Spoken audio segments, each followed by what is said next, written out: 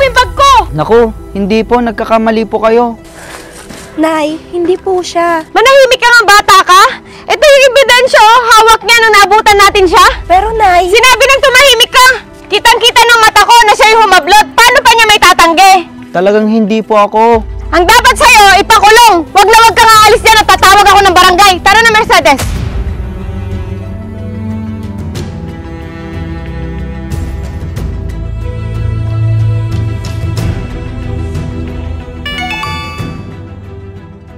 Naku, sa opisina.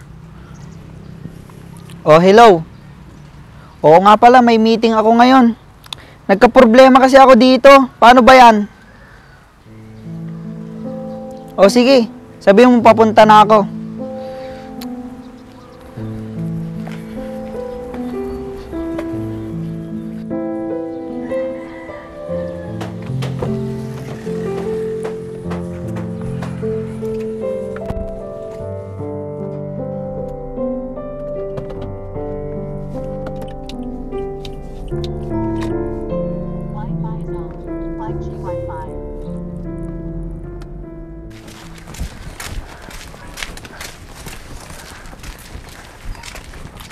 Asa na kayo magnanakaw na yon? Mukhang wala na siya, Nay.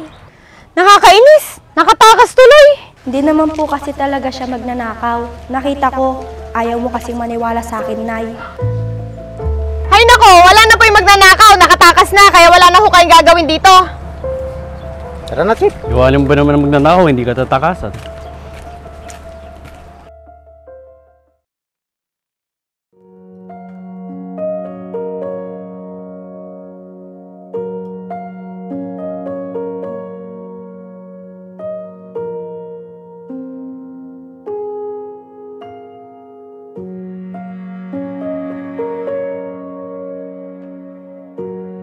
Hoy!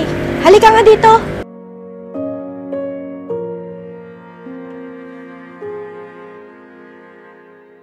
Anong ginagawa mo dito? Ay, magbabakasakaling makita ka at makausap ka. Makausap? Tungkol saan? Tungkol sa magnanakaw kahapon. Pasensya na. Alam ko na hindi naman talaga ikaw yung magnanakaw. Nakita ko yon. Talaga?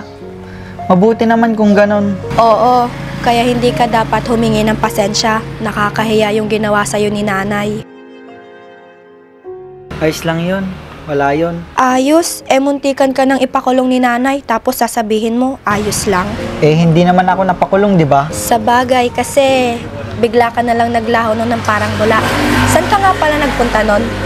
Bigla kasi akong tinawagan. May emergency daw sa kumpanya. Kaya nagmadali akong umalis nun. Kumpanya? Bakit? Ano ba yung trabaho mo? Nako, ang nanay, umalis ka na. Baka makita ka niya.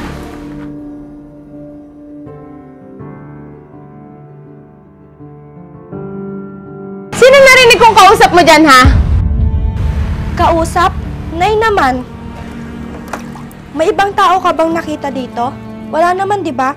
Guni-guni mo lang yun. Aba, malay ko ba?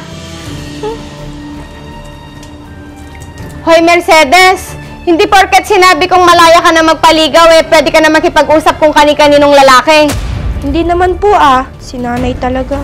Mabuti na yung maliwanag at nagkakaintindihan tayo. Opo, Nay.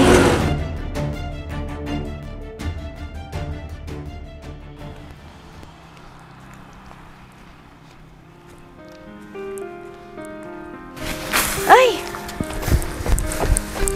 Tulungan na kita. Andyan ka pa pala? Akala ko umuwi ka na. Hindi pa. Tumambay muna ako dyan sa kakilala ko. Wala din kasi akong gagawin sa bahay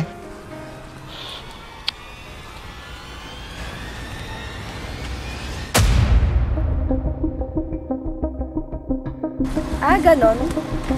Mercedes! Sino yan, ha? Ay, Nay. Classmate ko po siya dati. Ha? Ikaw? Ikaw yung magnanakaw, di ba? Nay, wag naman kayo mag-iskandalo dito. Nakakahiya. Nakakahiya? Hindi ba dapat siya yung mahiya sa ginawa niya? Nay, sinabi ko na nga Ang sabihin mo, magpasalamat siya at nakalis siya. Kung hindi, sa kulungan ng bagsak mo. Christian, mas mabuting umalis ka na lang. Wala nang magandang pupuntahan to. Sige na. At talagang kinakampihan mo pa siya, ha? Nay, hayaan na natin siyang makaalis. Pinagtitingin na tayo ng mga tao, oh. Ayoko na makita yung pagmamukha mo at huwag na huwag ka nang babalik dito.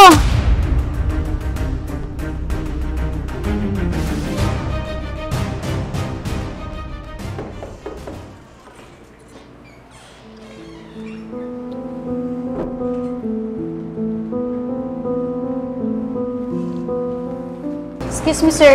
Sir, nandito na po yung papeles na pinapadala po ng asawa ko po sa inyo.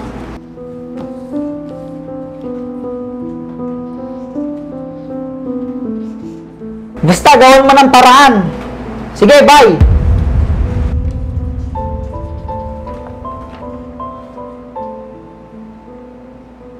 Mabuti naman kung ganon. Good. Christian? Ikaw? Ate Myla? Oo, ako nga. Ikaw, huwag mong sabihin... Oo, ate. Ako may-ari ng kumpanyang to. Business partner kami ng asawa mo. Paanong nangyari? Tsaka bakit hindi mo agad sinabi? Nahihiya po akong sabihin sa inyo noon. Baka isipin yung nagmamayabang ako sa inyo. Naku, hindi ah. Bakit mo naman naisip yon? Ang tagal nyo na palang mag-business partner ng asawa ko. Siguro, wala na pong problema ngayon. Kasi alam nyo na. Sa bagay, tama ka. Hindi na rin pala ako magtatagal. Dadaan pa ako sa kapatid ko, si Mercedes. Kapatid mo si Mercedes, ate? Ha? Oo. Bakit mo siya kilala? Naging classmate ko siya sa isang subject. Kaso lumipat na din ako noon. Ganun ba? Oo, ate. Saka gusto ko sanang umakyat sa kanya ng ligaw noon. Kaso nagalit yung mama mo kasi nakapambahay lang ako noon. Naku, pasensya ka na kay nanay noon ha. Nakakahiya tuloy. Wala na yun, ate Myla. Nagkita nga kami uli noon. Kaso napagkamalan ako. Ay, mali. Wala pala yun. Patay. Hindi tamang sabihin ko pang nangyari noon. Tiyak, mag-aaway lang sila ng nanay niya. Lalo kung hindi gugustuhin ng nanay nila para kay Mercedes. Hoy, Christian! Ano na? Anong iniisip mo dyan? Wala, ate. May naalala lang kasi ako. Kalimutan man yung sinabi ko kanina. Sige, ikaw bahala. Tutuloy na ako. Baka hinihintay na ako ni Mercedes. Sige, ate. Ingat po. Pakikumusta po ako kay Mercedes, ha? Sige, walang problema. Sige, salamat.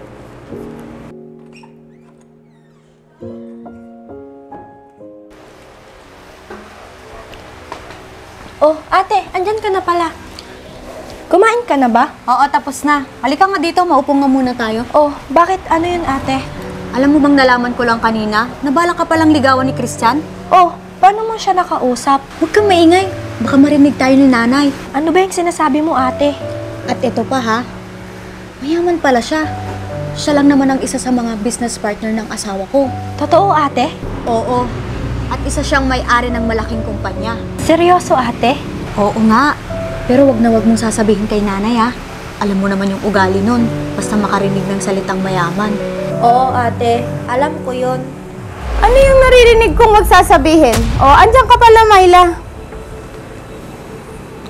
Opo, Nay. Napadaan lang po ako. Tungkol saan yung pinag-uusapan niyo na wag sasabihin? Anay, sabi ko, wag sasabihin ng Mercedes na may balak kaming sorpresa sa inyo. Totoo ba yun, Mercedes?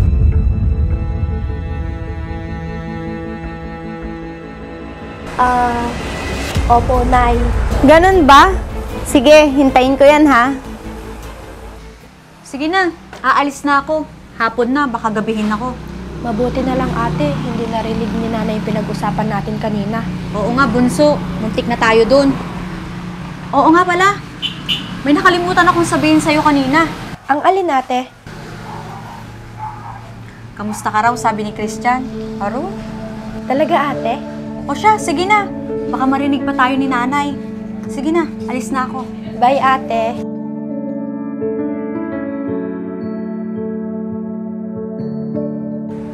Tao po. Tao po. Tao po. Oh, Christian, napadalaw ka. Halika, tuloy ka muna. Upo ka muna.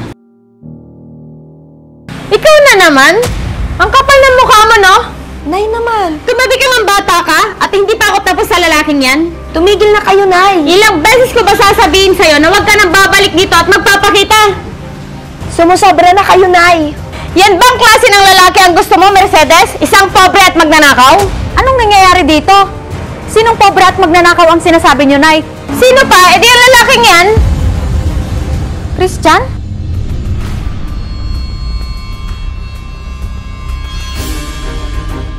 Ako nga, ate. Siya? Siya yung tinatawag mo na magnanakaw at pobre, Nay? Oo, siya. Bakit? Hindi nga ba? Alam ko ba yung sinasabi mo, Nay? Hindi mo siya kilala. Bakit? Sino ba siya? Kilala mo ba? Oo, Nay. Kilalang kilala. Ate Myla, Hindi, Christian. Sa pagkakataong ito, kailangan malaman ni Nanay ang totoo. Dahil sumusobra na siya sa'yo. Anong totoo, ha? Ate, hindi, Bunso. Oras na para malaman ni Nanay ang totoo. Para matigil na ang panguhusga niya kay Christian. Ano bang pinagsasabi nyo? Ito ba yung sorpresa yung sinasabi nyo? Walang kwenta? Wala bang kwenta na sabihin namin sa inyo na hindi magnanakaw at pobre si Christian? Nagpapatawa ka ata, Myla. Hindi ako nagpapatawa, Nay. Alam niyo ba kung bakit?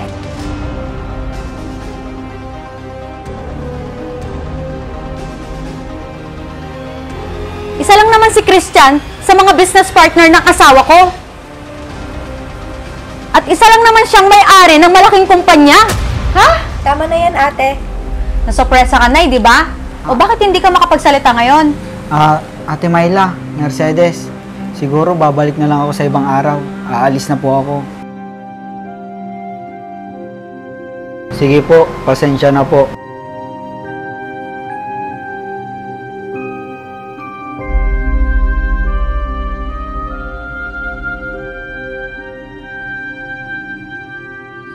Christian, pasensya ka na sa nangyari ngayon, ha? At least ngayon, alam na ni Nanay kung sino ka talaga. Ayos lang ako, huwag kang mag-alala. Alis na ako.